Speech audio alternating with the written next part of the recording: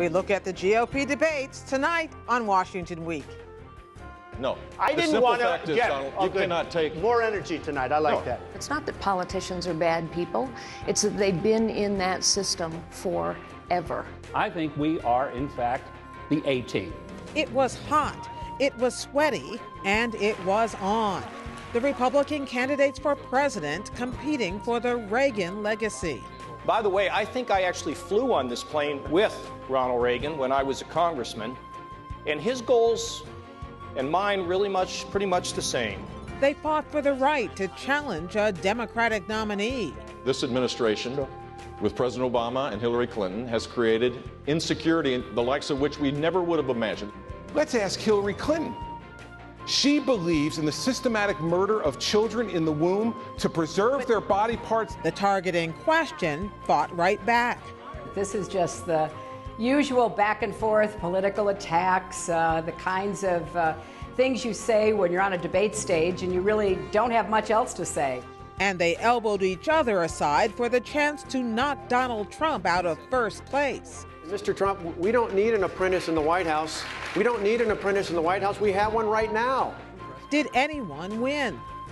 Covering this eventful week, Molly Ball, national political correspondent for The Atlantic magazine.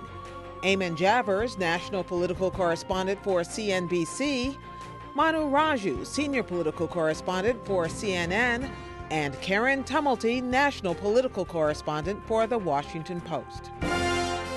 Award-winning reporting and analysis, covering history as it happens. From our nation's capital, this is Washington Week with Gwen Ifill. Once again, from Washington, moderator Gwen Ifill.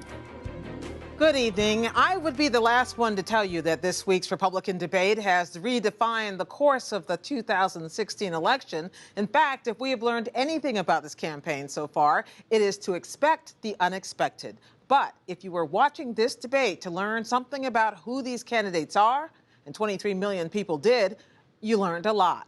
Carly Fiorina came prepared to seize her first big moment on the debate stage. I'll tell you why people are supporting outsiders. It's because you know what happens if someone's been in a system their whole life. They don't know how broken the system is. A fish swims in water, it doesn't know it's water. It's not that politicians are bad people. It's that they've been in that system forever. Donald Trump proved once again that he is incapable of apologizing to anyone. To subject my wife into the middle of a raucous political conversation was completely inappropriate, and I hope you apologize for that, Donald. Well, I have to tell you, I hear phenomenal things. I hear your wife is a lovely woman. She is. I She's don't fantastic. know her, and this she is a total absolutely the love of my life, and mischaracterization she's right here. And why don't you apologize for her? No, I won't right do that now. because I said nothing wrong. And Jeb Bush finally came prepared to answer questions about his brother. You know what? As it relates to my brother, there's one thing I know for sure. He kept us safe. I don't know if you remember, Donald. You remember the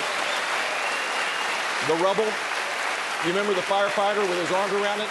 He sent a clear signal that the United States would be strong and fight Islamic terrorism, and he did keep us safe. I don't know. You feel safe right now? I don't feel so safe. Everyone arrived with a game plan. Let's see who did what they came to do and what this means now, beginning with the front runner, Molly, Mr. Trump. What did he come to do? Well, he came to stay on top, certainly, and he came to put on another installment in this long-running Donald Trump show that a lot of people thought would be canceled a lot sooner, but it still hasn't been. You know, I was surprised that I thought Donald Trump was off his game at the debate this week. I thought he was a little bit tentative. He got into some things that he couldn't get out of. He sort of couldn't bluster through some of these questions. Now, of course, he was the center of focus, the center of the stage, the center of a lot of the attacks. But, you know, Carly Fiorina took some shots at him that really landed, and he was thrown off balance. And she really got under his skin in a way we haven't seen anyone be able to do. And I think that for someone whose persona is so dependent on being sort of the alpha male, when he gets set off balance like that, it really shakes the whole edifice of his persona. What do you think about that, Karen? Well, I think the other thing that happened was that there was a lot of policy discussed. A lot of these candidates really digging down into some pretty nitty-gritty questions of policy. And when that is where the conversation was, suddenly Donald Trump was silent for very, very long stretches. Let me show an example. There was a moment where he was asked about a question. He was asked by the radio host, who was actually one of the questioners at the debate, Hugh Hewitt, about people who are enemies to America. And he named names and asked Donald Trump if he knew the difference. And this was Trump's reaction when he was asked about why he didn't seem to. Okay, so I will say this, though. You was giving me name after name, Arab name, and there are few people anywhere that would have known those names. I think he was reading them off a sheet. Okay, this is what Marco Rubio had to say right after that. Well, you should ask him questions in detail about the foreign policy issues our president will confront, because you better be able to lead our country on the first day. Not 6 months from now, not a year from now. On the first day in office, our president could very well confront a national security crisis. Well, Manu, what about that? That's a perfect case where he didn't quite have the comeback. Yeah, that's right. And it really was a big moment there for Marco Rubio. Of course, he's one of the youngest. He's the youngest candidate in this race. He's a first-term senator, and one of the big questions about him is whether or not he has the experience to run, whether or not he can be commander-in-chief on day one. And the way that he kind of put Donald Trump in his place helped resolve some of those questions, and it showed a real contrast, and it's something that Trump is going to have to grapple with, whether or not he can actually pass the commander-in-chief test. I want you to weigh on this, but the other big moment, of course, involved Carly Fiorina. We all now know by now that he gave an interview to Rolling Stone in which he said that, who would elect that face, and she was asked about this last night. I think women all over this country heard very clearly what Mr. Trump said. I think she's got a beautiful face, and I think she's a beautiful woman. The thing about that moment is that Donald Trump had to know that question was coming. He had to know that she was going to hit him hard on it, which she did, and he had to have planned a response, and that was the response he planned, was to compliment her looks. Don't you think that in Donald Trump's world that women generally say, oh, that's great, Donald, thank you? I mean, I think he thinks calling a woman beautiful, even in a professional situation, is a compliment. I think you could tell by the look on his face as he made that comment that he thought he was giving her one of the best compliments he could give her. And it was clearly just a tone-deaf moment, one of a number of tone-deaf moments. When you talk about that exchange with Marco Rubio, there was this fascinating moment where Donald Trump was actually at the point where he had to promise that he would learn the issues by the time he was elected. And I've never heard a presidential candidate really ever make that admission or make that promise. And so Donald Trump continues to break all the rules, whether that's going to have an impact on his standing in the polls, because his appeal seems to be not based at all on his command of the issues. It's based on a whole bunch of other things. We're going to have to wait and see. It's interesting, though, that answer of hers. I know women in America heard this. The morning after the debate, Carly Fiorina was asked on MSNBC on Morning Joe, why she did so well. And she said, because I stood there and I really listened and I paid attention. And I think that listening is a real underrated and underused skill on the part of politicians. And I think that's why her performance was so strong. She wasn't just spouting talking points. These weren't canned answers. If you heard that answer, that burn she delivered to Trump, this was something where Trump had just said to Jeb Bush, I don't care if you try to take it back, I heard what you said. And Carly Fiorina took that and turned it around on him. She said, I don't care if you try to take it back, I heard what you said, and the women heard what you said. So that was her sort of deftness in being able to incorporate. And the real question for Carly now is whether or not she can turn this into money. She's, of course, not been able to raise nearly the amount of money that a lot of her rivals have been able to pull in, and whether or not she can start building that organization in some of those key states early. How much momentum will she get out of this? We'll just Here's the other thing she did, which I don't think people notice as much, which is she made a pretty bold foray for the conservative vote. In talking about the Planned Parenthood controversy, she laid it right out there, and she had this to say. I dare Hillary Clinton, Barack Obama to watch these tapes, watch a fully formed fetus on the table, its heart beating, its legs kicking. while someone says we have to keep it alive to harvest its brain. This is about the character of our nation. And if we will not stand up and force President Obama to veto this bill, shame on us. Now, here's what's interesting about that. Obviously, it speaks right to the heart of people who think Planned Parenthood should be shut down, that people in Washington are for wusses for not doing it. And she is speaking to not what's conventionally considered to be her crowd, and she's doing it very directly. The fascinating thing about that moment was... It should be said, by the way, the tape she's talking about was not actually a Planned Parenthood tape. It was some stock footage that was put on top of the footage. Yeah, but you heard the quiver in her voice as she was delivering that, Yeah. and the anger and the steeliness behind that comment. That's going to resonate well with a lot of Republican primary voters. And that was one of a couple of emotional moments that she had, in addition to the Donald Trump response. And then she also had this moment where she brought up the death of a child due to drug addiction, and it was a very powerful moment. She kind of veered off of it a little bit after she put that out there and kind of missed really landing the full emotional impact.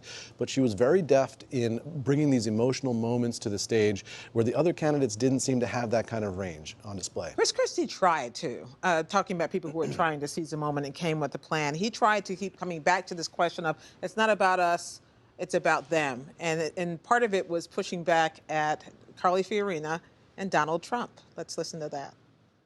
The fact is that we don't want to hear about your careers, back and forth and volleying back and forth about who did well and who did poorly. You're both successful people. Congratulations. You know who's not successful? The middle class in this country who's getting plowed over by Barack Obama and Hillary Clinton. Let's start talking about those issues tonight and stop this childish back and forth between the two of you. Ms. Fiorina, Was this kind of a do or die night for Chris Christie, Molly? Absolutely. I think his campaign is struggling. You know, he's 10th or 11th in the field, depending on what polls you look at.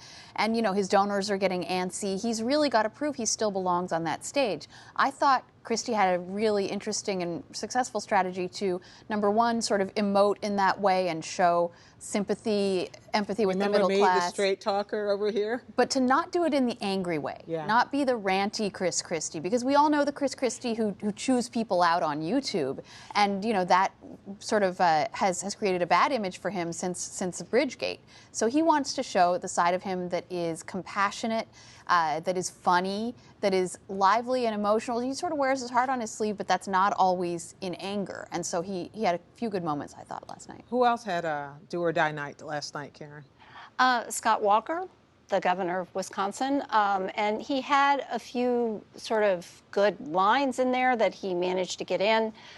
But for most of the evening, he was pretty invisible. And he, I think, of all the candidates on stage, could least afford that because his decline from front runner in Iowa to practically an asterisk has been so precipitous. Yeah, I mean, in Iowa has been his strategy. He needs to do well in Iowa. That's been the goal of him all along, and he's seen that decline.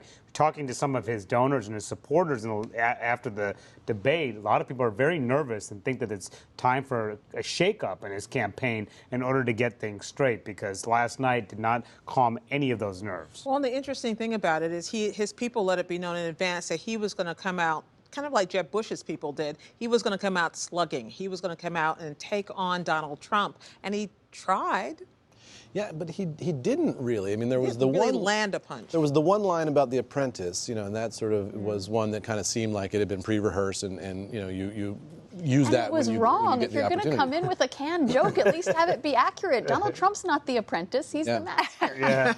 You know what was fascinating to me was the range of views on so many different subjects among these Republicans. I mean, you had a lot of different candidates from a lot of different parts of the Republican Party up there, from Rand Paul to Donald Trump, whichever part of the Republican Party he represents. And so on everything from Putin to marijuana to the Iran deal, you had a whole bunch of different options for Republican voters to choose from there.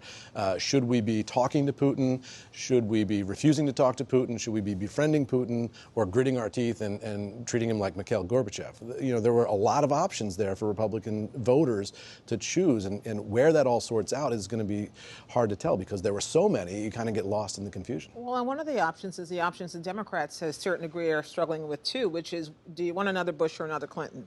And that's the one that Rand Paul actually sees. Let's listen to what he said.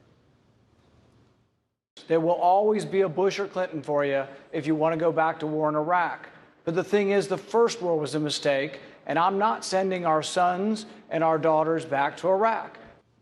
Well, you heard Donald Trump, I think, say that he wouldn't have supported the war in Iraq. Ben Carson. Heard Ben Carson say it, and you also had Rand Paul say it. But you have other hawks in the party. Yeah, you do. And Rand Paul has sort of been struggling with being the libertarian that his dad was and also being acceptable to the establishment wing of the party. And he's trying to figure out his way to navigate those two wings. And I think last night you saw him try to go back to his more traditional roots in the libertarian wing of the party and try to appeal to those same Ron Paul supporters, because just like Scott Walker, Rand Paul has seen his decline, his standing erode pretty dramatically in the polls, and he did something to shake things up. I'm just not sure if he did that. And especially when you have that moment, several moments where you saw Jeb Bush coming to terms with his own last name during the debate. As the clip you showed earlier about keeping the country safe, at one point he acknowledges that he smoked marijuana in high school and says, oh, and my mother is really unhappy with me for saying that. Right, sorry, Mom. Always, and he tweeted out, sorry, Mom. Always good to remind people that Barbara Bush is your mother, I guess. By the way, that was another thing for those of us who are following social media during the debate. He's standing there and yet tweeting at the same time. And plus, you might not have been the guy tweeting. Right, exactly. In the meantime, I got some notification of him joining some other social media, Vine. He joined Vine during the debate. You know who the biggest winner was on social media during the debate?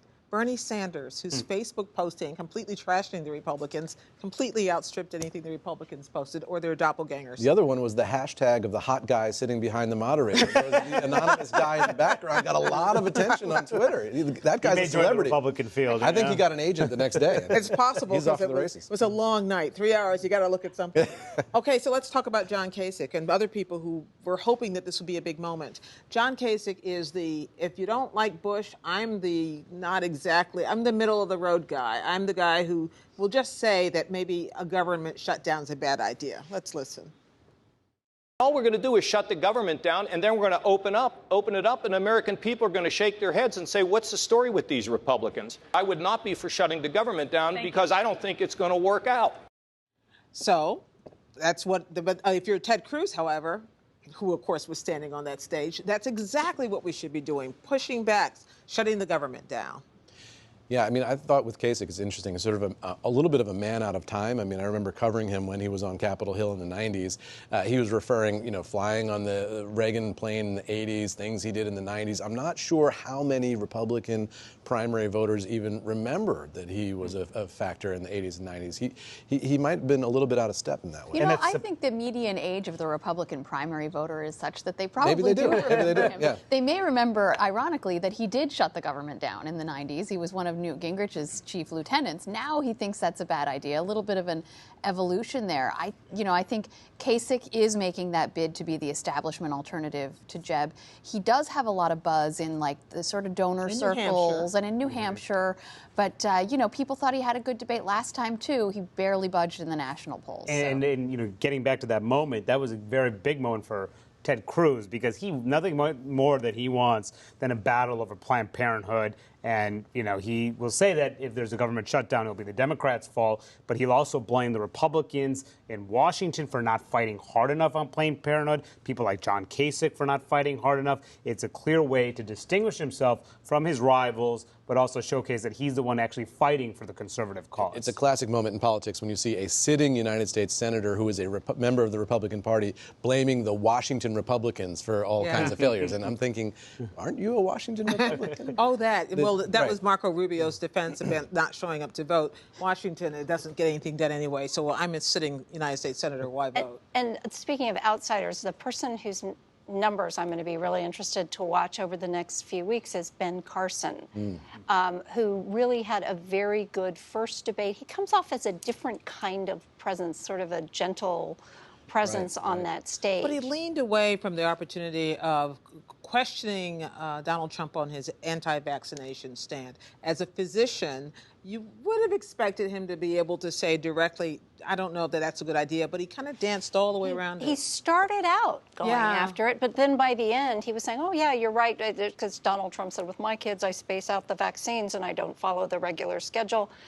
Or someone did it for him, I think, is the way he phrased it. But I think, you know, if in fact Carly Fiorina does rise in the polls, I think as a lot of people expect her to, I'll be interested in seeing whose numbers she's taking. And there's a good chance it's going to be Ben Carson. Really? Because even though, in part because of that passionate answer on Planned Parenthood. And it's also like the that. outsider space.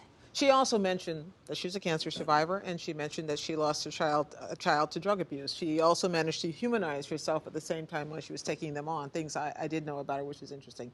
So if you're a Democrat and you're watching this debate last night, if you're Hillary Clinton or Bernie Sanders or Martin O'Malley, who's desperate for more debates, what do you take away from this? Who do you see as your biggest threat? I think if you're Joe Biden and you're watching this, you think, I can get in there and I can beat I can take these guys? Yeah, I think you know, if you're Joe Biden, you look at that. He's got a lot of experience in debates, you know, over the years. But isn't it the same thing as Republicans saying, I will beat Hillary before they can get actually past their own field? Well, sure, and all of this is ego, right? All these candidates are enormous egomaniacs. You have to be in order to put yourself forward for the presidency of the United States, just to have that confidence in yourself.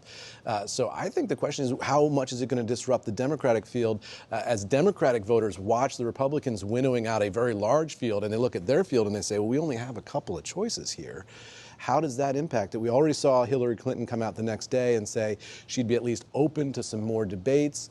You know, the question is whether that field is still right. And she put it on the DNC and said the Democratic National Committee is making that decision. Right. She has no influence, I'm sure. But I was, you know, getting back to your question, when I was here talking to Democrats the next morning after the debate, the feeling was that Rubio could potentially present the greatest threat because he's very polished on the debate stage. If he were to face Hillary Clinton, accentuates all the differences, all her vulnerabilities, and his performances in the last two debates make them he managed somewhat worried. to dilute the immigration issue by dividing it into people who come here legally, people who come here illegally, and people who need to be, whether people will be returned. He kind of made it into bite-sized chunks. What do you think about what the Democrats are looking at, worrying about?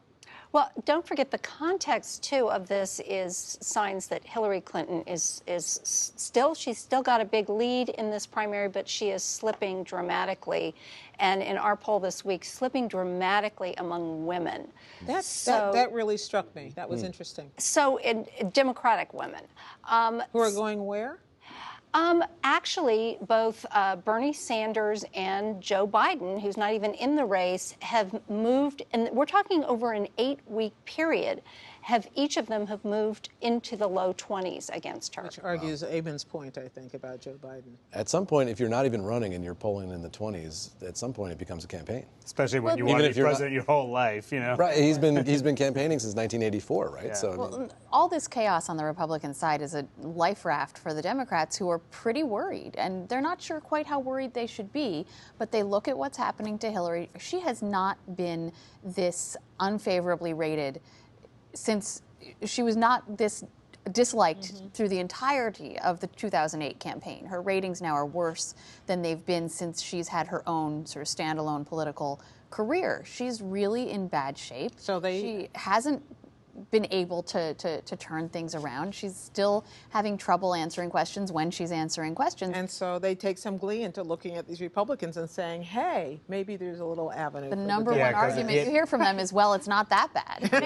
Maybe they'll beat themselves. Right. That's what the Republicans are saying about the Democrats, too.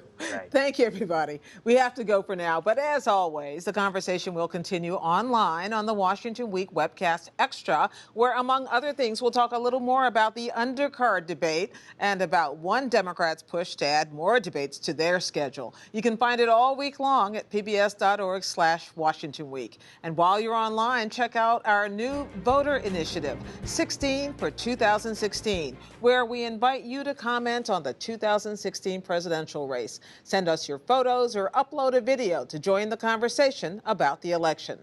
And Monday night, join me in South Carolina, where I'll host a PBS town hall meeting America After Charleston, where we'll tackle the lingering national wounds about race, policing, and how we see each other. That's at 9 p.m. Eastern Time on your PBS station. Keep up with developments with Judy Woodruff and me on the PBS NewsHour, and we'll see you here next week on Washington Week. Good night.